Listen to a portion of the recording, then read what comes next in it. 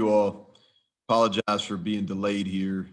I'm actually in the airport, so just landed and was on a recruiting trip. So apologize about being late.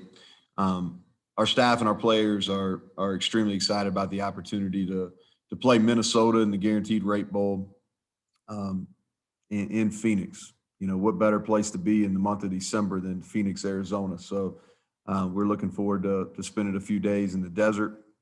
And it's I want to thank the Guaranteed Rate Bowl committee and really the entire Fiesta Bowl organization. It's known throughout college football for premier events, and so I know our staff. Speak for our staff, our athletic department, and our players. We're fired up about being there, and so a lot of respect for the Minnesota football program and what Coach Fleck has done there. I got on and listened to his, last few comments that he had there, and um, really got to know PJ through Kirk Ciarrocca, who's been here, has been a part of our program here for the last several months. Um, and what PJ's done, not only in Minnesota, but what he did at Western Michigan is special. A lot of energy. He's a great motivator, great teacher. He's a program builder, and he's a relator. And he's done a tremendous job at both those universities as the head coach, and he's done it in a lot of different ways. And if you look at this team, seeing them a little bit on crossover, watching them because of the respect I have for him, their defense is playing as good as anybody in the country, and their offensive line is special. It's a veteran group, and regardless of who's played running back, I know they've had some unfortunate injuries there, but they've ran the ball on everybody they've played. And then Tanner Morgan, unique situation. Tanner's from Eastern Kentucky, and and knew him and his late father very well. He actually came to our youth camp when I was the offense coordinator at Kentucky. So really proud of what he's been able to do during his career, and always kept an eye on him because we are from the same state. So rather not play against him in a bowl game, but I've been pulling for him, and a lot of respect for him. And so with that, I'll open it up for questions. Thank you, Coach, and thank you for joining us. So media, as you ask your questions of Coach Brown, please remember to hit the reactions button on the bottom. Raise your hand, we'll get you in the queue, and then we'll tee it all up. So first up, we'll go with Matt Digby from WOAY TV. Matt.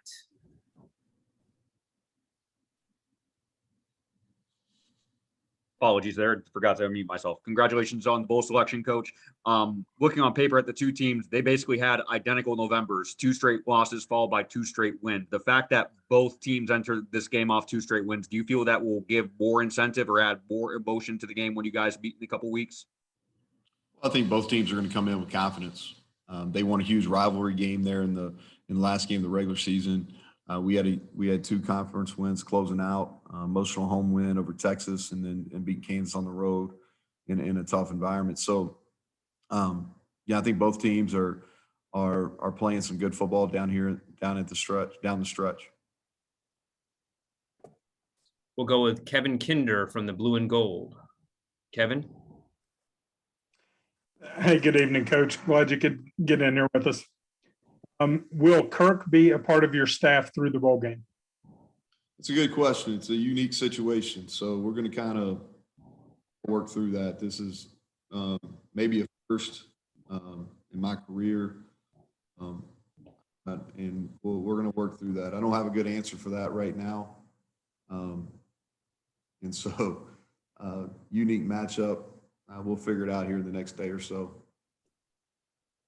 Okay, next up, we'll go with Jack Magruder. Jack, please unmute yourself and ask your question.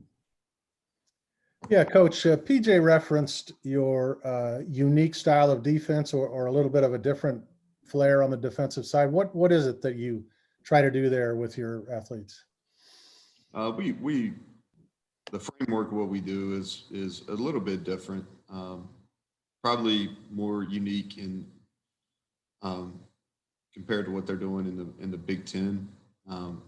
Several teams in the Big 12 employ similar schemes. I wouldn't say exactly.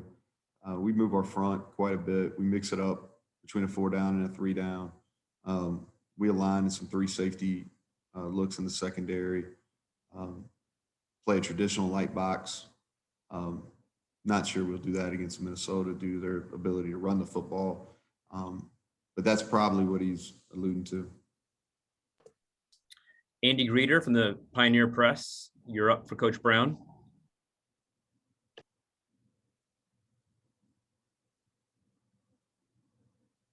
Hey, Coach Brown, thanks for taking the time. I appreciate it. I wanted to ask about Kirk, but not about what the future is. I want to ask about the last year with him. And I know you guys have a long history together, but how would you kind of describe him as an offensive coach and what you might have taken from him this season? Well, so Kirk and I's relationship go back a good ways. He actually recruited me when he was a college coach. And then I was a receiver coach for him at the University of Delaware for a year when I was kind of just getting started in my career, and kind of been a mentor and a friend really throughout my coaching career. And we visited a lot over the years offensively. Our philosophies are very similar. And he's been a great help here, not only for myself, but I think for really our entire staff. You know, he's helped our offensive staff grow. I think he's had great insight for our defensive staff. You know, he can't coach on the field, but our players, you know, I think it's been a fun experience for him. You'd have to ask him, but I think it's been something that he's enjoyed. It came at a good point in his career. So we've been fortunate to have him. And I think if you're talking about a system, you know, the best thing I can use is he's efficient. You know, if you look throughout his career, he's been extremely efficient. I think he's been able to find unique ways to run the football at every stop, regardless of what his personnel or who his personnel is. And so he's efficient. And that's when you're talking about as an offensive coach, I think that's what we're all hunting. He's done it better than most. Thank you, Coach. Next up is Greg Hunter from the Blue and Gold News. So Neal, any idea yet on what players will be available, whether opt-outs or injuries? Greg's unique time. Did you ask that question when you covered your first bowl game? No, I would never have thought of it. Of course, they were wearing leather helmets, so who knows? Hey, so I really don't have any insight. We gave our guys off after the Kansas game, Sunday, Monday, Tuesday. We lifted weights Wednesday and Thursday, gave them off Friday. We had a lot of practice yesterday. And so that'll come into focus this week. We've got our last week of classes. Finals is next week. We've had a few kids enter the portal. They obviously won't participate in the bowl game. As far as injuries, probably do that the next time we talk. I'll have a better idea. I've been in and out of Morgantown for the last week for recruiting. And so talk more about that the next press conference we have, just because I'll have a better idea and have more of a firm answer for who's going to participate. As far as opt-outs, not sure yet. You know, that's something that everybody's having to deal with. I'm sure that PJ will have to deal with answering some questions as far as that goes as well. But what our philosophy is on that is we're going to take the group that's prepared to play, that is motivated to play, and we're going to give our guys the very best opportunity to win. All right, Coach Joe Bricado, you're up next, Joe. And, you know, obviously a much different bowl experience this year to last year where it was just treated just as a road game. What's the value of, particularly for the younger guys, to see an entire trip, to get a couple of days of on-site practices and everything that goes with it? Yeah, bowl games are rewards to me.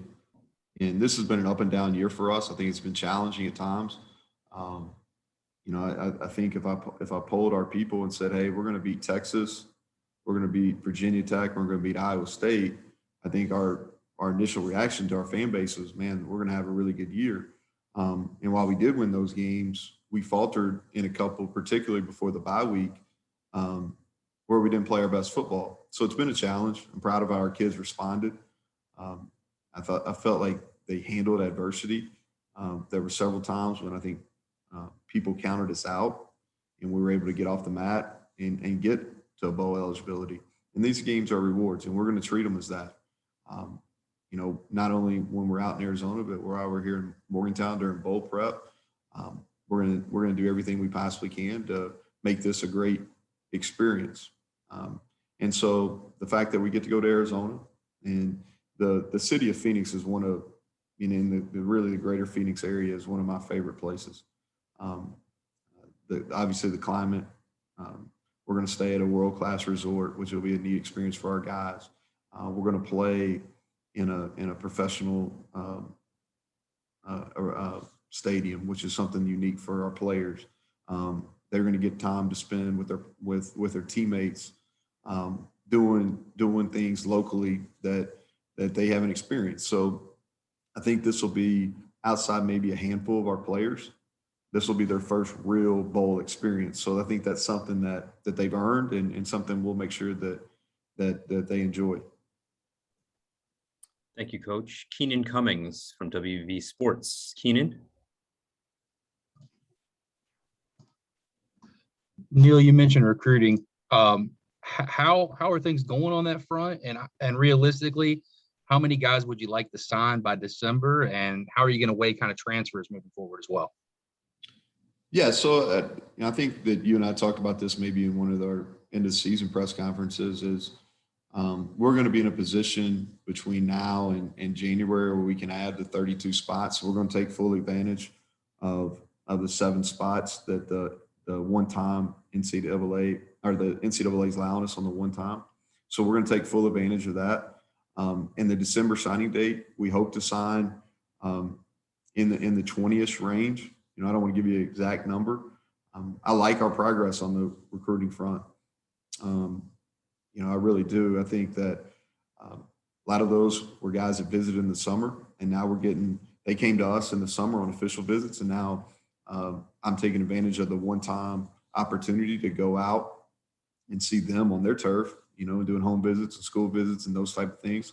And it's a really reduced window. So basically have that Sunday after the Kansas game all the way till this week from today to get that done. And so seeing those guys that are committed, and then also our top prospects, goes to 3 prospects this weekend. As soon as I get done, I'm going to have dinner with a recruit tonight that's on campus. So whenever y'all get done, the sooner the better for me. And so I'm going to do that, and then I'll be back on the road in the morning, and then we'll host another handful of prospects next weekend. And so, like the progress we're making, I feel really good about it. We've got to add some key pieces on the defensive line. That's the one spot that we've got a really good pool of prospects that we're chasing, but we've got to get some of those in the boat. In the spirit of getting you out of here, Coach, we'll finish up with Ryan Pritt of the Charleston Gazette-Mail. Ryan? Thank you. Yeah, Neal, I mean, hell, you could have told me that before I wouldn't have raised my hand, No, you're good. You're good. All right. No, you called Minnesota one of the better defenses in the country, and having played some good ones this year, particularly Oklahoma State, Baylor, and I know you have some scouting left to do, but how do they compare to those? What makes them different as far as and does playing defenses like the ones you've played help you in a situation like that? Well, it's still early, so I'll tell you as soon as I found out we were going to play Minnesota about 30 minutes before I got on an airplane. And the first thing I did was kind of pull up their record. And again, because I have a lot of respect for PJ, and because there is a connection there, I followed what they've done, and so I knew they were 8-4. I knew that they'd really finished strong. And I knew that they had some injuries at running back, but they'd still been able to win games, and they're really running the football with a variety of running backs. Whoever's kind of a next man up, as looks like to me, has been their approach, and they've all been effective. But then I looked deeper into it, and I was looking at their defensive stats and their ability to stop the run. If you look over the last, and I want to say 6 games, I don't have it right in front of me, but what they've done from a rushing defense and a total offense, the number of yards is really impressive. And so we've played several really good defenses in our league. I think the misconception, and this is really for the Minnesota media more than ours, the misconception is the Big 12 there's not defense. But that's in the last 3 years, that's really not been the case. You know, Oklahoma State has been as good as any defense in the country. Baylor has played at an extremely high level. And we can go on from there, but those are the two that played in our championship game, and they're there because they could run the football and they played great defense. And so I think Minnesota is very similar to those two programs, and they're able to stop the run. And so other than getting a quick kind of a scouting report from one of our graduate assistants that I trust, I'll hold other comments till I get the chance to watch them more. Coach Brown, thank you for your time. I know it's busy for you this time of year and as you look forward to the recruiting period, but we're excited it's bowl season and we look forward to having you here in a few short weeks here in Arizona and then in downtown Phoenix on the 28th of December for an 8:15 p.m. local kick. That's 10:15 for those of you at West Virginia. Yes, we understand that, but it'll be some great primetime football. So thank you, Coach. Appreciate it. Well, I appreciate it. And I can guarantee you one thing, the Mountaineers will stay up. They'll be having a good time at 10:15 and we got no problem in West Virginia pushing it late night. And so our guys are excited. I appreciate the invite and we look forward to getting there and representing West Virginia University in our football program. Thank you all.